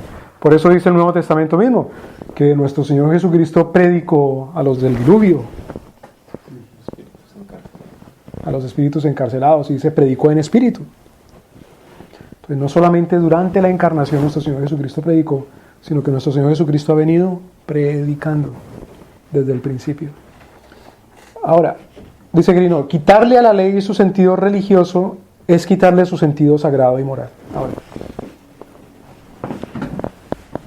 los que dicen que la ley casuística no existe, que no existe la ley civil bíblica, tienen que responder a la pregunta entonces, ¿por cuál ley civil entonces nos regimos? Si no es la ley bíblica, tiene que ser alguna otra. Porque ni modo, hay que vivir. No, hay que vivir. Entonces, ¿qué dicen los cristianos que niegan la ley civil bíblica? ¿Cuál era? Diremos. Es otra ley, pero no es la ley revelada. Ahora, las Sagradas Escrituras. ¿Quién es el que revela la palabra? El Espíritu Santo. ¿Quién es enviado por quién? El Espíritu Santo es enviado por Él. El Espíritu Santo es enviado por el Padre y por el Hijo para revelar las Escrituras. Por lo tanto, si nosotros confesamos y decimos, la ley civil bíblica es pertinente para regir la vida civil de la tierra, estamos diciendo que el Espíritu Santo fue enviado también por el Padre y por el Hijo para que nos rijamos en todo asunto de la tierra. Por lo tanto, en los asuntos de la tierra, nosotros los seguimos solamente siguiendo al Padre, al Hijo y al Espíritu Santo. Por lo tanto, los asuntos de la tierra no son asuntos meramente civiles, sino que también son asuntos religiosos. Y de esa manera sacamos la religión de la iglesia y la llevamos también a la vida civil. ¿Me debe entender? Otra vez. ¿Quién nos revela la ley bíblica? ¿Nos revela toda la Escritura? El Espíritu Santo, el cual es enviado por... Es decir, que la ley civil bíblica es la voluntad del Padre y la voluntad del Hijo, la cual ha revelado por su Santo Espíritu. Y si la voluntad del Padre y del Hijo tiene que ver con lo civil, entonces la ley bíblica, es decir, lo espiritual, el Espíritu, se sale de lo eclesiástico. No que abandone lo eclesiástico, sino que va más allá, se amplía de lo eclesiástico también a lo civil. Por eso dice el apóstol Pablo, si alguna persona les da algo intelectual o algo espiritual, esa persona tiene derecho a recibirlo material. Pregunta, ¿es eso espiritual lo que está hablando el apóstol Pablo? ¿Es eso religioso? Sí. ¿Por qué es dado por él? Por el Padre y por el Hijo. Es religioso. Pero si dice la ley civil bíblica ya no es pertinente, entonces es otra ley que no haya sido ¿qué? Revelada y que le llamamos la inspiración divina, sino que es otra cosa. Si la ley civil no es la inspiración divina, la ley civil pierde su sentido religioso, pierde su sentido espiritual. Bueno, pues eso es lo que quería don Augusto Comte. El progreso solamente sale del orden, pero el orden no es inspirado divinamente, ni es revelado, ni es religioso. El orden tiene que ser Secular es la palabra que se usa. La iglesia lo adopta cuando cae en el pietismo. La iglesia lo adopta. Ahora, vamos a pasar. Vamos a 1 Corintios.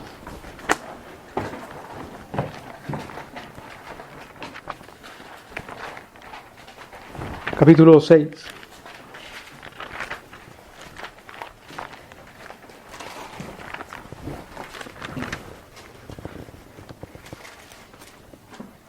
Primero Corintios capítulo 6.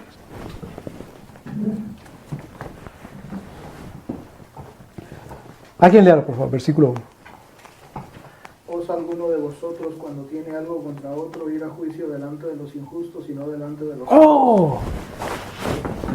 ¿Osa alguno? ¿Qué es osa? No la osa mayor, la osa. Sino si atreve alguno, o se atreve cualquiera, como diciendo, es para todos. Si cualquiera en la iglesia tiene algo, es decir, cualquier cosa contra otro, es decir, un conflicto de intereses, se atreve a ir a juicio delante de los injustos. Se pregunta, ¿qué es la injusticia? ¿Quiénes son los injustos? ¿Los que practican qué? Los que no practican la ley de Dios. Practican cualquier cosa menos la ley de Dios. Si se practica cualquier cosa menos la ley de Dios es injusticia. Entonces cuando preguntamos, ¿por cuál ley civil? ¿Por la justa o por la injusta? Eso es lo que debemos preguntar a los cristianos. ¿Por la ley justa o por la ley injusta? Bueno, pues por la ley justa. ¿Cuál es la ley justa? ¿Qué es lo único que nuestro Señor dice? Esto es ley justo, es su propia ley. Porque acordémonos de Deuteronomio capítulo 4, entonces los pueblos dirán, wow, esta es la justicia, esta es la sabiduría y esta es la inteligencia. Entonces, la única ley justa, sabia e inteligente que hace a una nación grande de la ley de Dios que incluye la ley civil. Entonces el reclamo aquí de Pablo, el regaño, ¿cómo se atreven a ir ante los injustos? Pero los injustos no son los convencionalmente. Convención. ¿Qué quiere decir convención? Convención es otra palabra para costumbre. Lo que es convencional es lo que se tiene por costumbre hacer. Es algo convencional. Entonces, uno como cristiano, ¿a qué le llama injusto? ¿A lo que no es la ley? ¿O a lo que se hace aunque no sea la costumbre? Si uno es pietista, si uno niega la ley bíblica, le dice injusto a lo que no es costumbre. Le vendieron un cigarrillo a un muchacho de 18 años. ¿Eso es justo? No. ¿Cómo va a ser justo? ¿Es pecado? Eso lo prohíbe Dios. No. Entonces no es pecado. ¿No debe entender? Pero la costumbre, la convención, es de lo que habla Pablo acá, es la ley romana. Claro, lo que es costumbre en Roma, pues según la ley de las 12 tablas, que era algo así como la Constitución Nacional de Roma, según los principios del derecho romano. ¿Osa alguno de vosotros teniendo algo contra otro ir a juicio delante de los injustos? Ahora miren, hay comentaristas, uno lee, por ejemplo, está uno leyendo esta parte, hay comentaristas que dicen, no, Pablo está diciendo eso porque es que en las cortes romanas le daban dinero a los jueces para que los jueces fallaran a favor o en contra de alguien, y eso es de lo que está hablando, de eso es de lo que está hablando Pablo aquí. No, es llevarlas. Eso no es lo que está diciendo. Pablo se está quejando de que no llevan las cosas a los santos. Ahora pregunta, ¿quiénes son los santos? Los santos de la iglesia, el pueblo de Dios. Pero fíjense que es lo mismo que está diciendo Moisés en Deuteronomio capítulo 4. Ustedes serán vistos como sabios, como justos y como inteligentes, es decir, como santos, cuando practiquen la ley, cuando guarden todos estos estatutos, y los otros pueblos dirán de ustedes que se comportan entonces como lo que diríamos nosotros ahora, santos, justo, sabio, inteligente y grande. ¿Me deben entender? Entendido.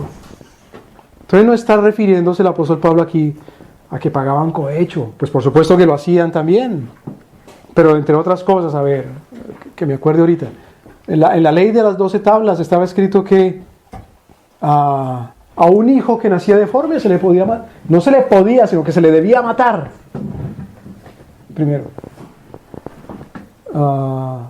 que con una niña que tuviera por lo menos 11 años ya se podía casar, cuando la Escritura dice que solamente podrá casarse con la mujer, es decir, que sea mujer tanto psíquica como físicamente hablando.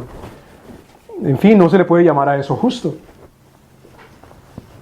Entonces, otra vez, versículo 2, ¿no sabéis que los... ¿O no sabéis que los santos han de juzgar al mundo? Y si el mundo ha de ser juzgado por vosotros, sois indignos de juzgar cosas muy pequeñas. Entonces dice, ¿el mundo ha de ser juzgado por? ¿De qué manera el mundo ha de ser juzgado por los santos? Porque lo que nuestro Señor tiene en mente como visión es que la ley civil bíblica, es decir, la ley casuística, inunda al mundo. Entonces, cuando uno pregunta, ¿por cuál ley civil si la ley civil bíblica no existe? Si eso es lo que quiere nuestro Señor, que la ley civil bíblica inunde el mundo. Porque en el capítulo 6 Pablo está hablando de un fraude.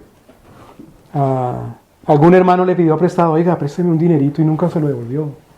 O algún hermano vendió alguna cosa y resulta que no era la cosa que le había dicho, le había prometido al otro, sino que lo había estafado. ¿Quién sabe qué? Pero un hermano había estafado a otro hermano, lo había defraudado. Este es el problema que había aquí. Fíjese el versículo 8. ¿Alguien lea el versículo 8? Pero vosotros cometéis el agravio y defraudáis. Defraudáis.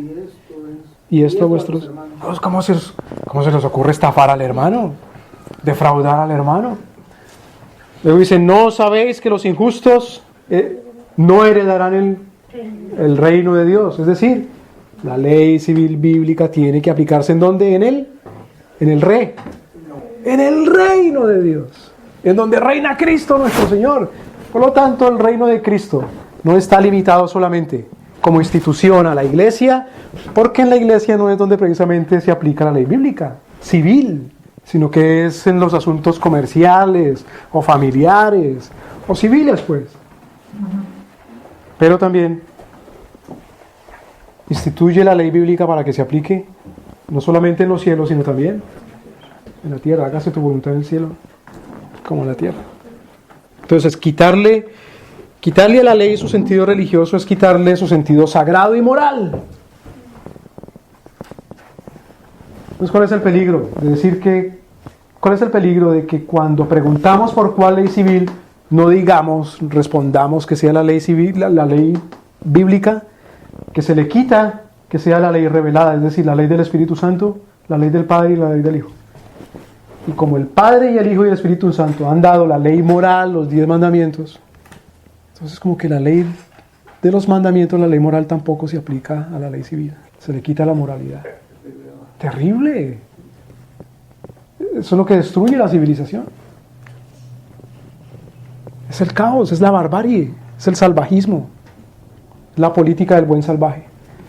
Pero claro, el concepto que se tiene de Dios mismo y de la vida es el que resulta en estas cosas. Cuando el concepto que se tiene de Dios es de un Dios tan lejano y apartado y ausente y negligente de los asuntos de la vida de esta tierra y de este mundo, pues la ley bíblica no es pertinente.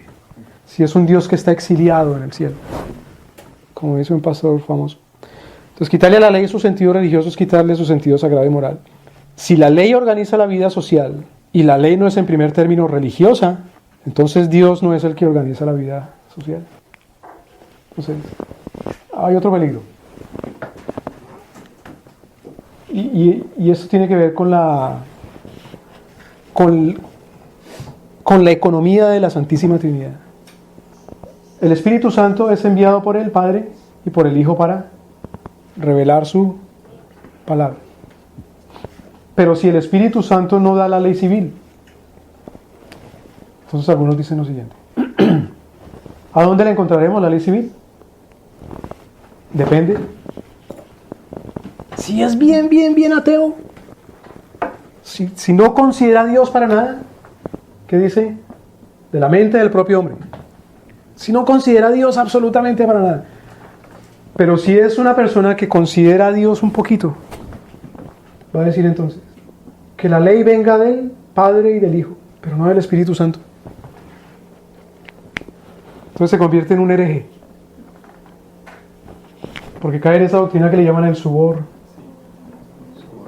subordinacionismo, que fue condenada por el Concilio de Calcedonia.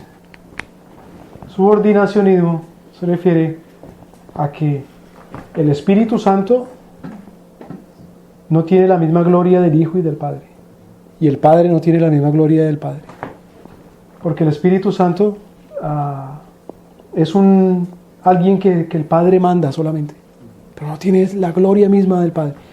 Y el Hijo no participa juntamente con el Padre en igualdad de enviar al Espíritu Santo. El Hijo no envía al Espíritu Santo en igualdad de condiciones al Padre. Por lo tanto, el Hijo está subordinado al Padre, ontológicamente. Ese es el subordinacionismo. Ahora hay otro peligro.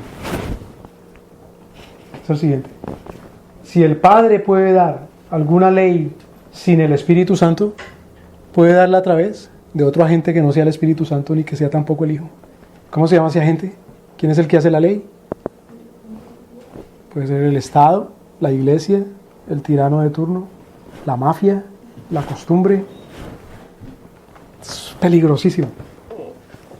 ¿Me explico? En eso andamos cuando vimos el orden social, los fundamentos del orden social, y vimos los concilios. Bueno, dice Gerinor también, el libro de Éxodo es un recuento sobre la liberación de Israel. Ahora, pues Gerinor se va a centrar ahora en el libro de Éxodo. Dice, especialmente el libro de Éxodo es en donde encontramos la ley civil bíblica, la ley casuística.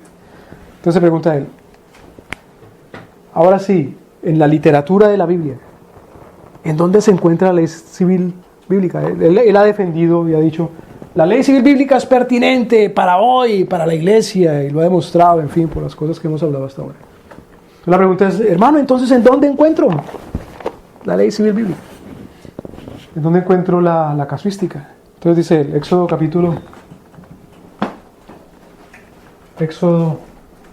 21 al capítulo 23 y Deuteronomio capítulo 13 al 27.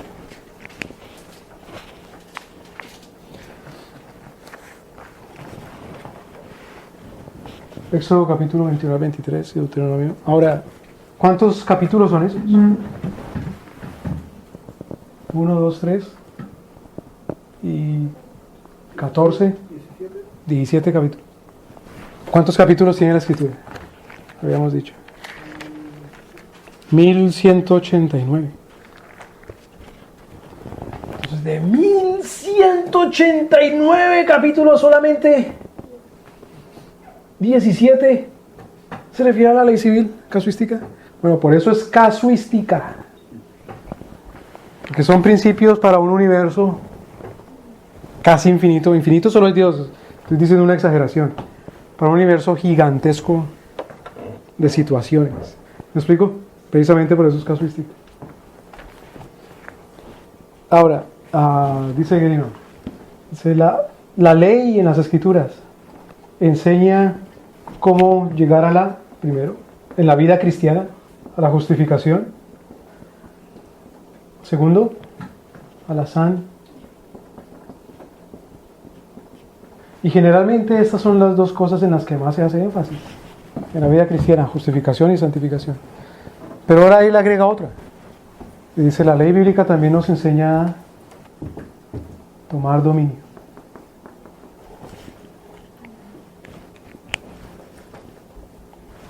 La ley bíblica nos enseña no solamente a la justificación. ¿Qué es la justificación? ¿Hacer qué? Hacer declarados hechos justos delante de Dios por la expiación de nuestros pecados, por la propiciación, por habérsenos imputado de manera legal, forense, la santidad de Cristo. ¿A qué se refiere la santificación? A cumplir la ley moral de Dios. Pero la ley también nos enseña a tomar dominio. Entonces, veamos un ejemplo. Vamos a 1 Corintios. Otra vez.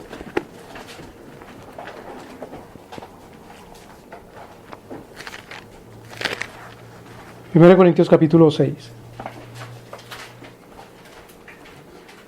déjeme aclarar una cosa. No todo lo que yo digo aquí lo dice Gary North. O sea, si yo digo alguna cosa mala, no le echen la culpa a Gary North. Y si Gary North dicen alguna cosa mala, no me echen la culpa a mí. 1 Corintios capítulo 6, versículo 9. Es la continuación, ¿no? Habíamos leído primero, no sabéis que vosotros juzgaréis al mundo. Ahora, versículo 9. ¿No sabéis que los injustos no heredarán el reino de Dios? No erréis ni los fornicarios, ni los idólatras, ni los adúlteros, ni los afeminados, ni los que se echan con varones. Síganos. Ni los ladrones, ni los avaros, ni los borrachos, ni los maldicientes, ni los estafadores heredarán el reino de Dios. Ahora, Y esto erais algunos, mas ya habéis sido lavados, ya habéis sido justificados, ya habéis sido justificados en el nombre del Señor Jesús y por el Espíritu de nuestro Dios. hasta ahí. Entonces fíjense, el apóstol Pablo dice, ¿quiénes no recibirán el reino? Los injustos. ¿Y cómo? Ahora cuando Pablo dice injusto, empieza a decir, ¿cuáles son los injustos? Los que hacen cosas tales como esta y esta y esta y esta y esta. Entonces, ¿quiénes son los injustos? Fornicarios, entonces los fornicarios, los idólatras, los afeminados, en fin, no heredarán. Los que se echan con varones, los avaros, los borrachos, los maldicientes, en fin, esos no heredarán el reino de Dios. Ahora, miren lo que dice Pablo, versículo 11. ¿Y esto? Erais algunos. Entonces ya no son, ¿qué? Porque ya no hacen esto, ni esto, ni esto, ni esto, ni esto, ni esto, ni esto, ni esto, ni esto. Ya no. Ya habéis sido lavados. Ya habéis sido santificados. Ya habéis sido justificados. En el nombre del Señor Jesús y por el Espíritu de Dios. Entonces ahora la pregunta, ¿qué hacemos entonces con los avaros, afeminados, maldicientes? ¿Qué hacemos? Entonces la respuesta es, o lo que estamos preguntando con eso es, ¿cómo los dominamos? ¿Qué se hace con ellos? ¿Me voy a entender? Ya se sabe que esas cosas no se hacen. No se hacen. Ya nos hemos arrepentido y al arrepentirnos y creer que Cristo nos perdona, hemos ido. Y esas cosas no se hacen. Es decir, ya procuramos vivir en. Pero ahora, ¿qué hacemos con respecto a esas cosas cuando se presentan? Es decir, ¿cómo las juzgamos? ¿Me voy a entender? Entonces, cuando dice Pablo, volvamos al versículo 8. Mas vosotros hacéis. Vosotros cometéis el agravio y defraudáis, ha habido un fraude. ¿Qué hacemos con eso? Porque Pablo dijo que hay que juzgarlo. ¿Cómo se hace para saber cómo juzgarlo? ¿Qué hacemos con eso? Entonces, ¿qué dirían ellos que vivían en el orden del Imperio Romano? Preguntémosle a quién, ¿a Cicerón? ¿A Cato? ¿Catón? No, vamos a lo que dice Moisés. ¿Me debe entender? Entonces, ¿qué nos diría? Pues vamos a Éxodo 21-23 o Deuteronomio 13 al 27. ¿Qué dice Dios en la ley bíblica civil o en la casuística?